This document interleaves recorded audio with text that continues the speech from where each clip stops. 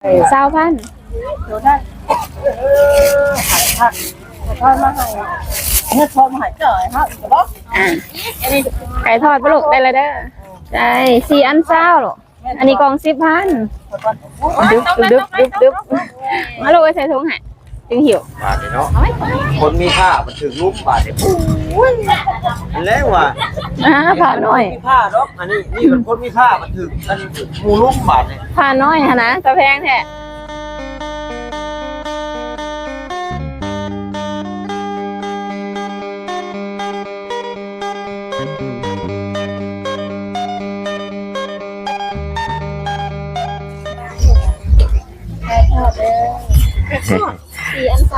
ไก่ทอดทอดไก่มีไก่ทอดลูกซีดมีเนาะยำอันนี้แล้วก็ขนมแล้วก็น้ำเย็นๆเก่าพี่น้องเนาะส่วนลาบพี่น้องเนาะลาบยังบ่ทันได้เฮ็ดเด้อเนาะเลยสบายดีมาพี่น้องเนาะลาบก้อยซอยแซ่เฮาพุ่นแหละยามดำให้ดำหน้าก่อนพี่น้องเนาะช่วงนี้น่ะคนกินอยู่ทำงานดอกงานบุญหลายแล้วก็บ่ค่อยเราขายผ้าอีกบ่ค่อยมีผู้นิยมซื้อปานใดพี่น้องเนาะก็เลยบ่ได้ค่อยเฮ็ดมาวันนี้ตั้งกล้องก่อนจะลูกค้าเนาะ ดักบ่มื้อนี้ดัก ลูกค้าก่อนเด้อ เอาดีเด้อมื้อนี้มีดักเด้อค่ะว่าซั่น ว่าเด้อ มีการระวังโตวได้ เด้ เด้ อ อ บาทพี่น้อง สิบ่เงียนคอแต่เงี้ยผ้าเด้อผ้า คนซื้อของขายของชอบของชอบเปิดเอาเลยนะโอกาสทักทายสบายดีเด้อพี่น้องเด้อดีกันเบิดสุขุสุขคนพี่น้องเนาะสวัสดีค่ะของเราคนไทยหรือทางการประเทศน้ำพี่น้องใครยินดีต้อนรับเข้าสู่ช่องของประธานบ้านเฮาคือเก่าเนาะมาขายเครื่องคือเก่าพี่น้อง ไปเห็นน้ำเสร็จแล้ว ผ้าเด้อทั้งนั้น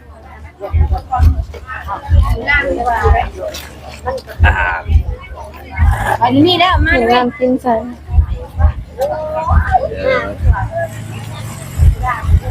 ตอนเช้าๆเนาะพี่น้องลูกค้าบ่ทันมาหลายทีนี้เพิ่นลงสวยไหมคนขายก็บ่หลาย หน้าบุญเสือก็มี ก็บ่หลายโอ้ย เลยหน้าบุญเสือกระจอก5,000กีบ ไปกินน้ำหัวใจเย็นดิ มา เอิ้นเราลูกค้า ชื่อชอย เห็นแต่ลูกค้าน้อยเขาได้หนังกระปอดกระแปดอย่างนี้นะลูกค้าสี่ขาแบบนี้น้ำมะพร้าวหวานกับมีน้ำตัวเหลือถุงละก็ได้หรอ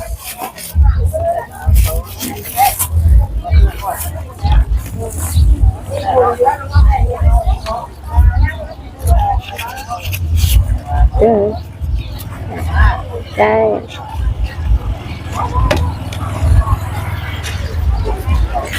ออกมาแล้วผมเนอะ มื้อนี้รู้สึกว่าคนบ่ย่างหลาย เหมือนไปดองกับมื้อนี้มีลาบซีนเด้มีกี่กินมื้อนี้รอแรก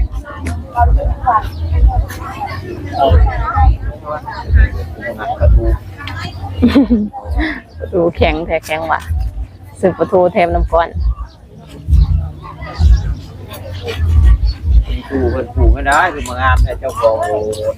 โอ้มีพักกินแล้วน้ำสวนนะดินเฮามันแห้งหดอะไรมันก็บ่สุ่มแล้วมันแดดแห้งดินเขาเจ้าพรวนฝุ่นพรวนน้ำแล้วมันก็สุ่มตลอดฝนตกใหม่เพราะว่าจังซี่ขุดเฮ็ดนานใหม่ปลูกใหม่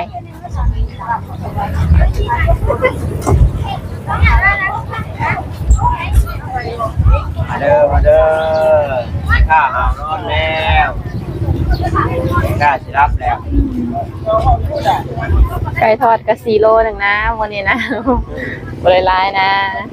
ก็ทุกคนกับบางนั่นเนาะ ไก่ทอดเด้อมาจ้าน้ำมะพร้าวเย็นๆก็มีเด้อเอาตัวเหลือ10,000จ้ะมะพร้าวแล้วเอายังปู มื้อนี้คนที่โรงพยาบาลเนาะอยู่บ่ทันสายบ่คือวันคาน งานไปจ้ะ แม่นเขาเจ้าว่ามีดองเลยเรียบร้อยเฮาวันนี้ของกินเฮา เอามาลายบ่วันนี้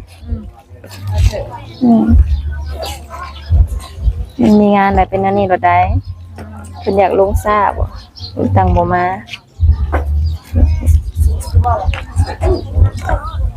มาที่ร้านกินนะ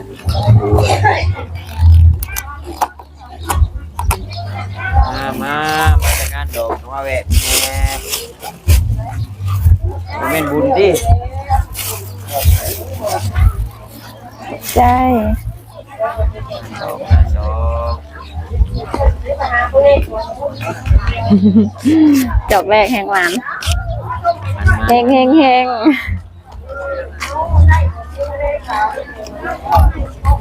ชนะก็จึงเสร็จน้ำทรงแล้วก็น้ำอัดลมเพิ่มเนาะอันนี้ยังบ่ได้ลงลายมือ ไปตื่นเช้าเนาะอากาศมันร้อนนั่งเย็น กินน้ำเย็นๆนะจ้า น้ำเย็น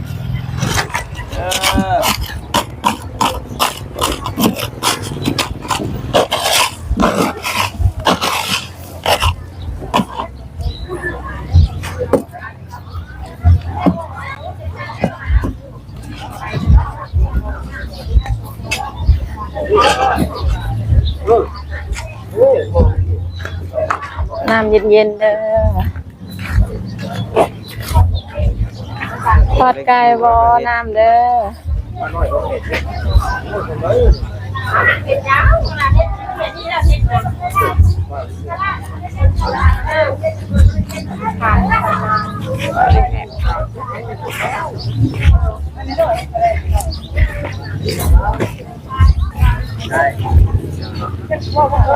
กินมาเลยได้ปะ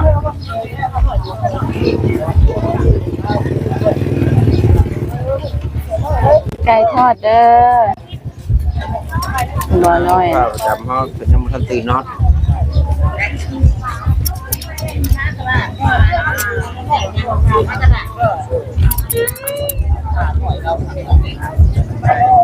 กินก่อนนะคนมาแซ่บหวานก็คนเขา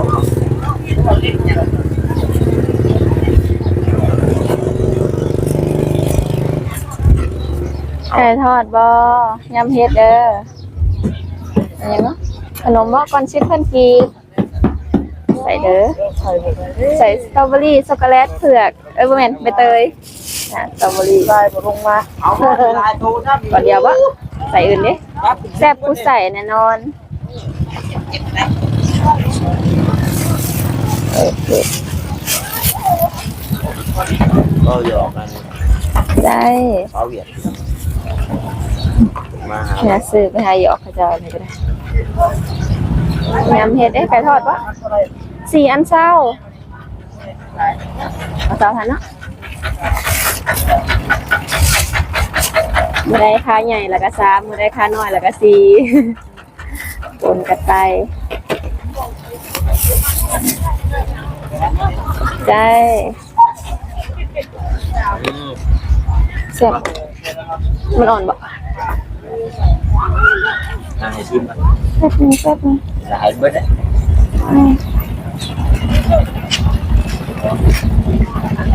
พี่ใส่กินไหม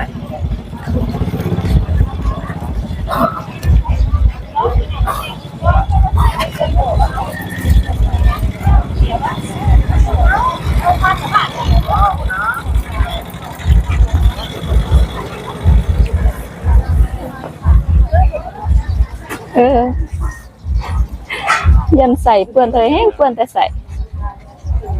ใส่ยากเลยทอดไก่บ่4 อันเช้าเอา3,000บ่เอายังบ่เลิกได้เด้อ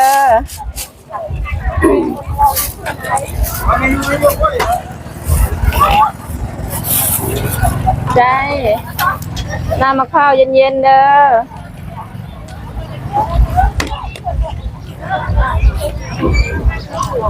เ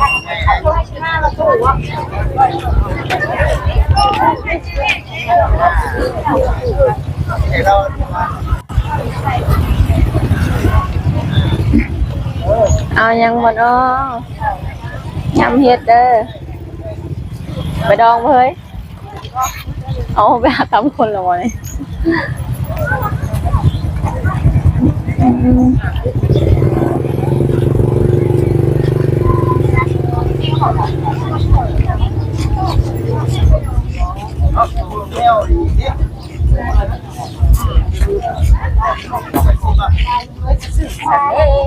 ยำเฮ็ดเด้อย่าเด้อปักไก่มาให้ร้านนี่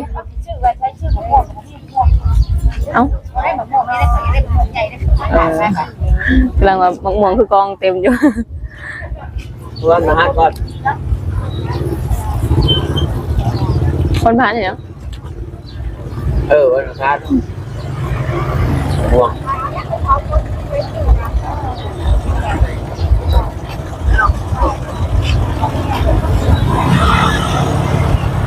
คนได้รับได้แกงเมื่อได้รับได้แกงเมื่อแต่เฮือนดองลงมาแวะตลาดแล้วอันนี้ พูดครับ ซื้อปลาทูแถวน้ำก้อนบ่เฮ้ย งัดแต่เช้าแต่เชี่ยวแหละตามีนางบ่คิดเพิ่นงัดปลาทูพะน่ะ ตามยี่ห้อบุญ ฮะ ตามยี่ห้อบุญนั่นก่อน เนาะคนขายกับบ่ร้ายคนซื้อกับบ่มีอันนี้ มาย่ำแท้มื้อนี้นะข่อยสิได้ไปลงตลาดไสมื้อนี้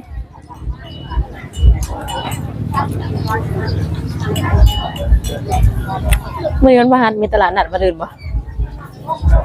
ข้าว3,000เนาะ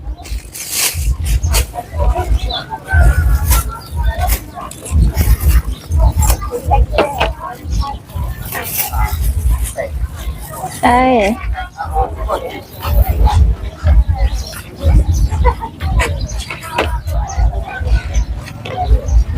ป่วยแล้วยังใหม่งามเลยเนาะ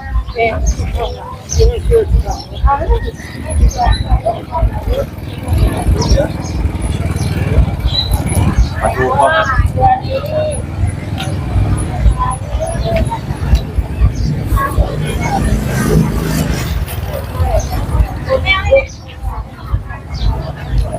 วันก็หลายเลย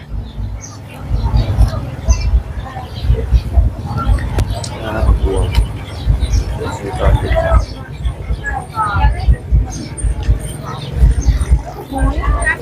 ถึงไหมหมึกโบมันนี่ เล่ก่อนเดี๋ยวนะ ผัดซิปเหรอมึงให้กว่าซื้ออยู่นั่นจ้า บอกบาท ไว้ซื้อแม่คือแล้วจะกับเบิดป้าหน่อยเดียวนะคะเมื่อผัดแลนลัดมาโบเนี่ยเห็นตีตะเบนน้องเนี่ย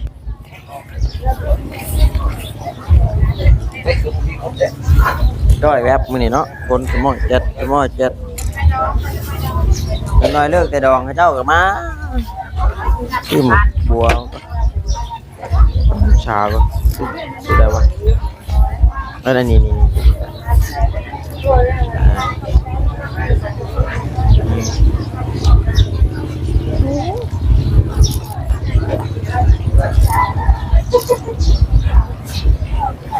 ผัดไก่ยำเฮ็ดเด้อ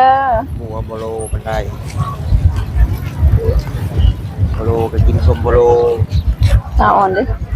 มึงบัวยังน้อยอ่ะ บัวยำแล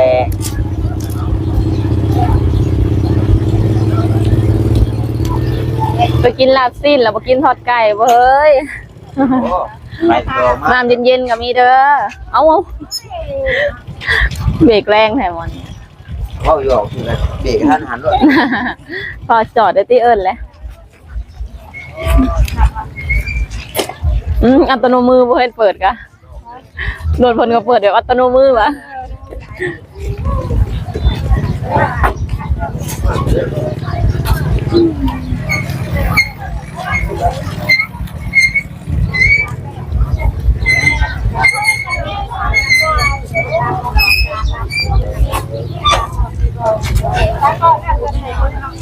ไปดองปลาบ่แล้ว คุณบาง บ่มีคนผู้ขายผู้ซื้อชื่อดำหน่อย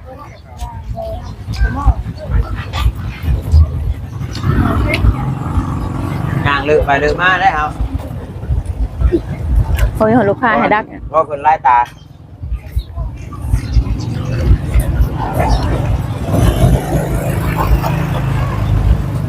เป็นอันสมอยสมีนะวันนี้นะกว่าจะไปลงคายจะยิง ว่า วันนี้ตลาดนัดบ้านอะไรวะเรือลายเลยเนี่ยยังบริขายจะดีขายดำน้อย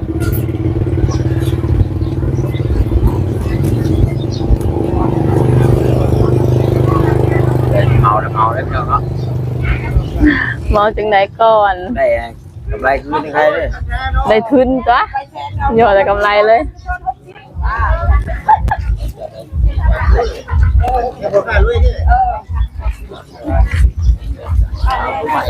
มาเป็นลูกจะดอง ก็จะอยู่ฐานเขาขายเลิกจะดองเขา รถกล้องแกล้งกันมา เฮิ่นเฮิ่นเฮิ่น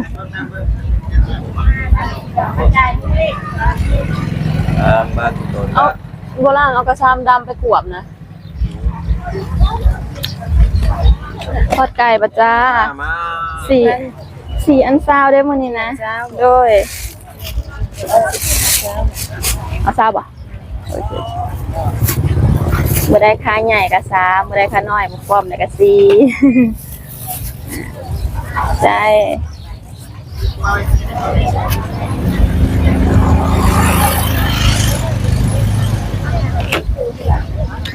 มาเอ้ยลูกค้าคนนี้เนาะลูกค้าสีตีนคนนี้ไหม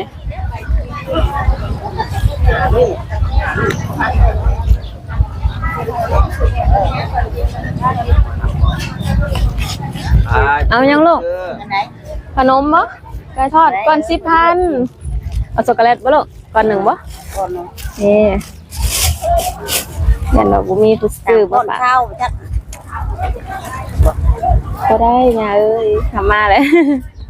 อยู่ที่ได้ อันนั้นเดี๋ยวเอาให้เจ้าก็ได้อะ ก่อนข้าว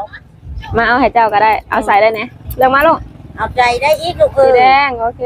เอาก็ใจสีขาวนี่กะ สับปะนอกโอเควันนี้เห็นคนบางๆก็เลยอะ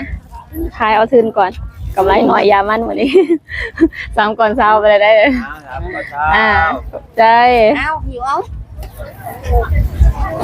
ก็บ่ได้ก็ได้คือเก้า ไม่กล้าต่อเขากล้าลด แต่ก็บอกคัดก่อนได้แล้วเผื่อหายกัน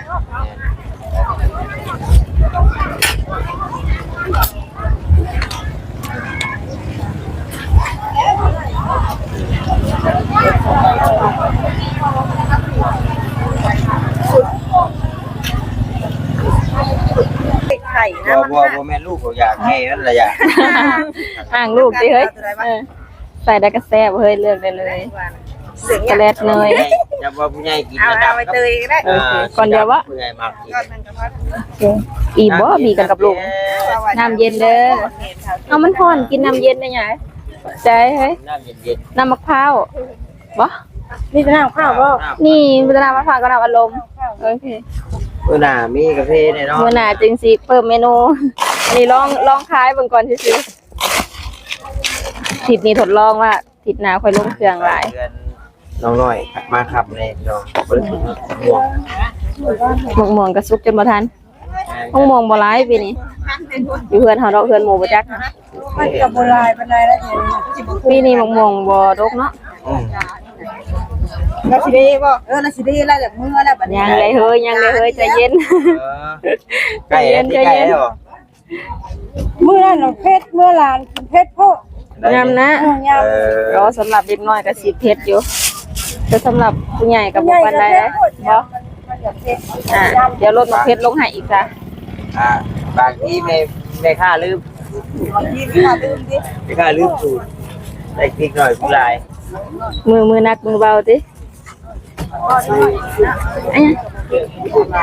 ใจ เครื่องมาสิได้ไปร้านที่ไหนสิขายไป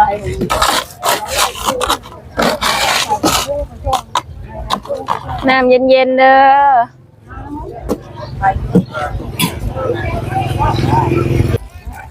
ผมไว้ 20,000 ดูได้ทอดมาให้เนื้อทอดมาให้เจ้าฮะจะบอก อ่ะไก่ทอดปะลูกได้เลยเด้อ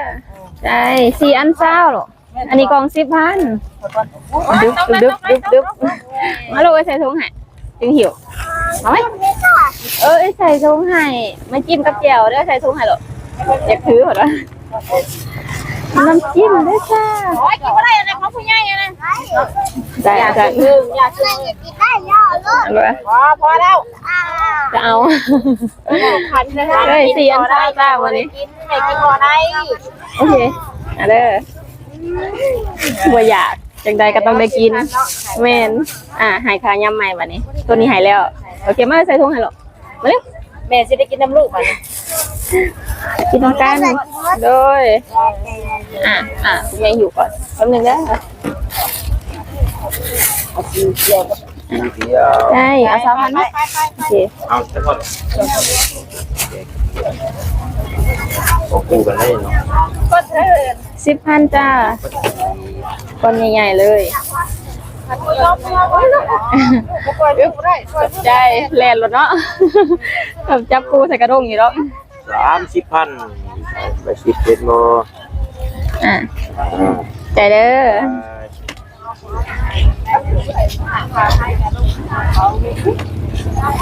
แต่ละเปาก็มี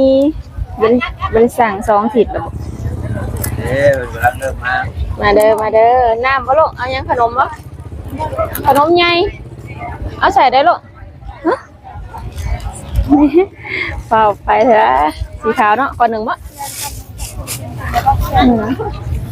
จับได้เฮ้ยจับได้เลียนใส่โหลดข้าเจ้านะคนหน่อยแห่งไวจับพอไปเล่นๆเลยเนาะเปล่าตาลูเอายังบ่นี่เด้อได้กล่องหนึ่งบ่แม่นจ้าราคาดีอยู่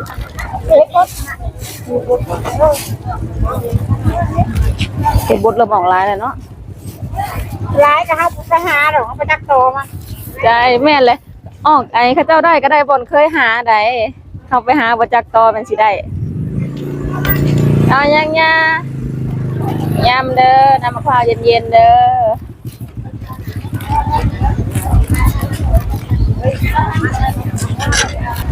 เอาบาทเนาะ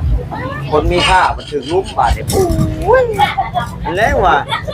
ผ่าน้อย มีค่าเนาะอันนี้นี่เป็นคนมีค่ามันถึงอันมูลุ่มบาทเนี่ย ผ่าน้อยฮะนะกระแพงแท้ไปตัดอันยังก่อสิเสียดเข้ามาอีแม่นะ ครับ2 นิ้วนี่พูดอ้อยเยอะ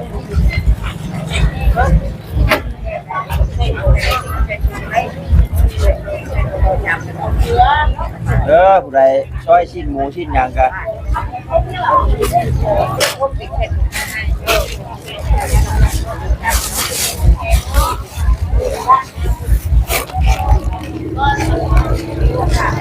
น้ำเย็นๆเด้อพอไก่4 อัน20เอานี่บ้าง เอาบ่ลูกหรือขนมใหญ่บ่ขนมใหญ่ได้บ่อยากบ่เอาแต่เด้อไก่เนาะ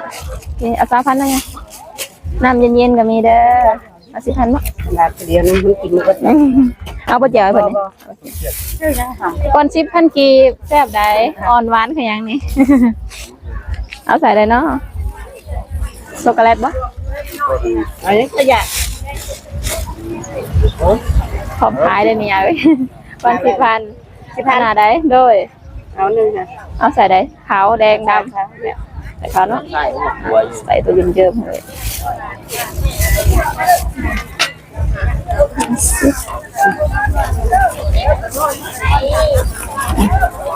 ได้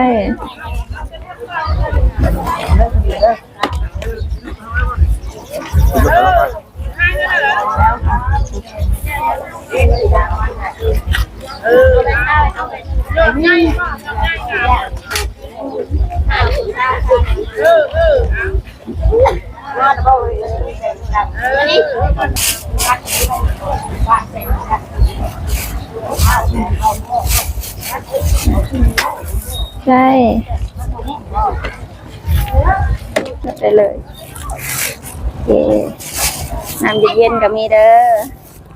น้ำข้าวน้ำอัดลม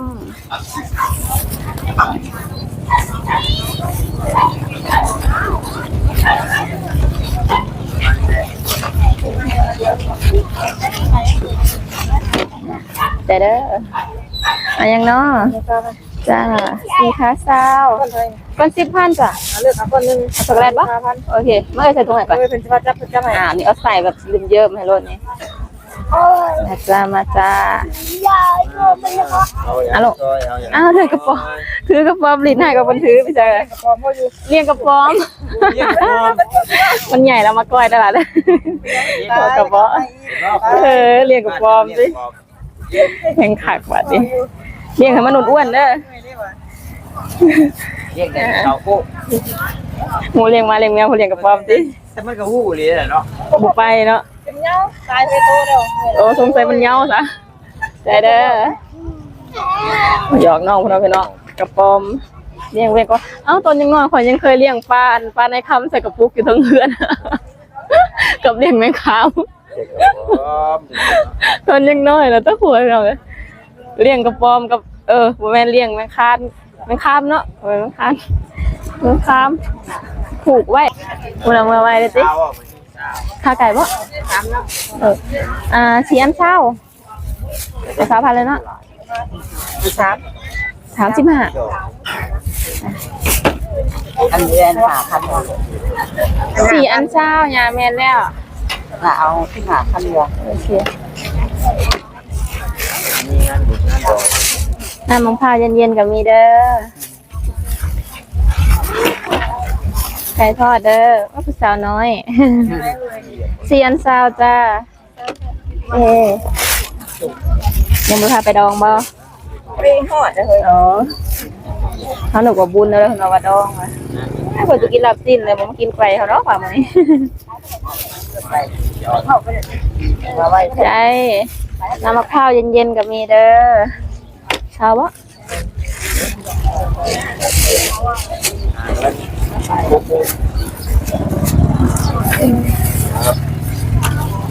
เชื่อคนกลับมาจะดองเนาะ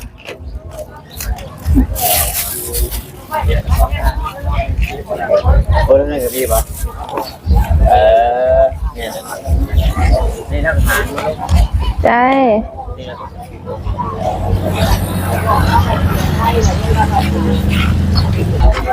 กบใหญ่อ่ะ โดยโอ้ครบไงเป็นชื่อตลาดนัดไปขายตลาดแม่ก็โอ้แมงกิโลก็ออกเลยโอ้บ้านบ่าวตาแมงขนุนทางฝั่งไทยแมงกิโนนแต่แมงกิกี้คือที่เขาน้องไปกาดเนี่ยแมงกิกี้ก็ขออนุญาตน้ำหาชาน้ำของไหว้ได้ทีละ เคยไปขุดเอาอยู่ เอาเดี๋ยวพี่น้องเนาะนี่ก็เป็นรูปเวลาไงเนี่ยพี่น้องเป็นในคนบ้านในการคนแต่ละรายเราเปิดชมใน